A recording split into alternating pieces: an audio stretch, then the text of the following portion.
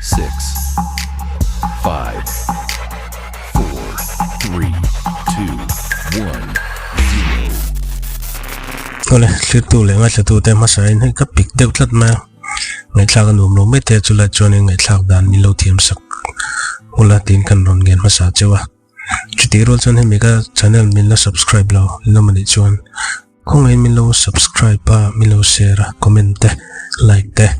min lo pek sak toring ko ina karon deal ma sa vele pote apui rep ko mai ni jan ninga tla som pakhat sang ni le som ni panga dar ko vel kan dil zau h Kolosip district huam chu ramatla man hatoka puya kum som nga le panga vel chuan an to pui kiawa kum som ruk vel chu ango tansaka tudon danin puya le kiawa hi Myanmar mi ven ni a mi thlama na tokin an omani ni jan kan zuan in chu anin nel boya puya hian ku kiawa hi chemin ango tansak ta ni kan puya hian kiawa atha thu le ango tansak ti an then thlama dil zau h komite ashila barabi police shil ani no kiawa ruang po hi an langala ni tole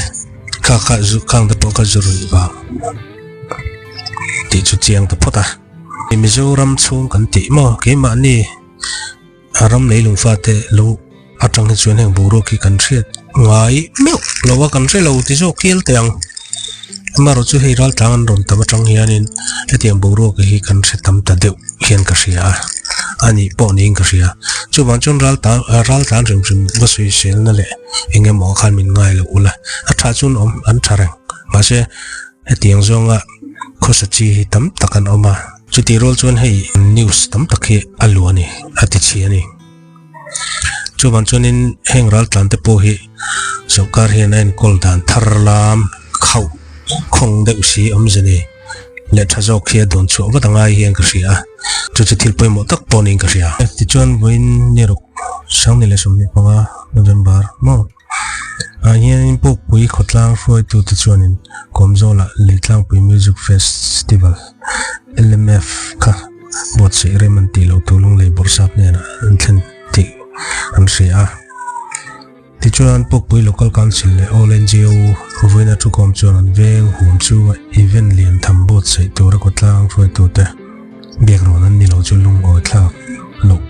an ti thu le impal zutna an ngai tu borsap ne na thlenin komzola litlang pui music festival buatsaih an remti lo tu an soi ni pukpui kotlang hruaitute'n chuanin remti lo chunga LMF kaltlang pui ani chuanin buina le harsna om thei tila mo an phur lo tur thu an soi bokani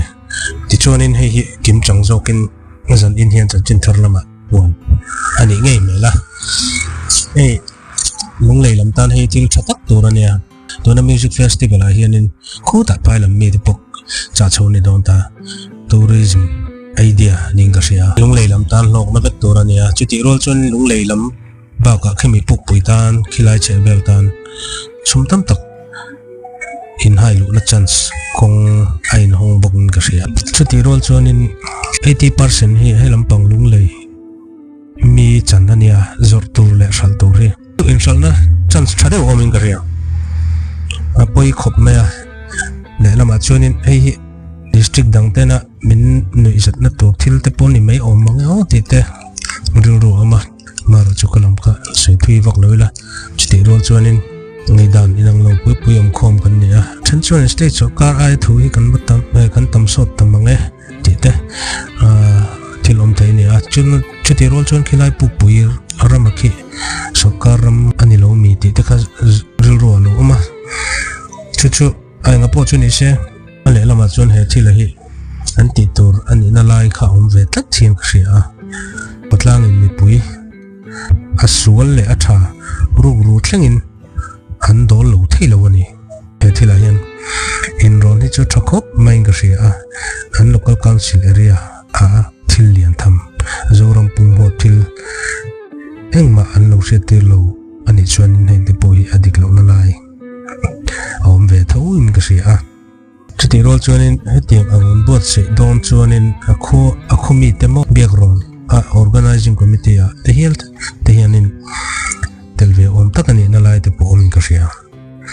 yung po ni se ngay dan sui tu om chắc thấy om comment section na mate cái tu lệ ngay là tu phân kinh ngay dan te comment section na mate lo sui về ula alo mình biết không ole kamichin kani put te se